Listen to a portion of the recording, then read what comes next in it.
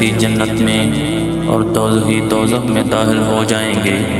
اللہ پاک فرمائے گا جس کے دل میں رائی کے دانے کے برابر بھی ایمان ہو اس کو بھی دوزخ سے نکال لو۔ تب ایسے لوگ دوزخ سے نکال لیے جائیں گے اور وہ جل کر کوئلے کی طرح سیاہ ہو چکے ہوں گے، پھر زندگی کی نہر میں یا بارش کے پانی میں ڈالے جائیں گے۔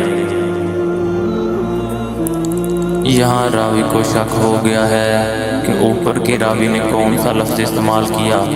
اس وقت وہ دانے کی طرح اگ آئیں گے جس طرح ندی کے کنارے دانے اگ آتے ہیں۔ کیا تم نے نہیں دیکھا کہ دانہ زردی مائل پیج در پیج نکلتا ہے؟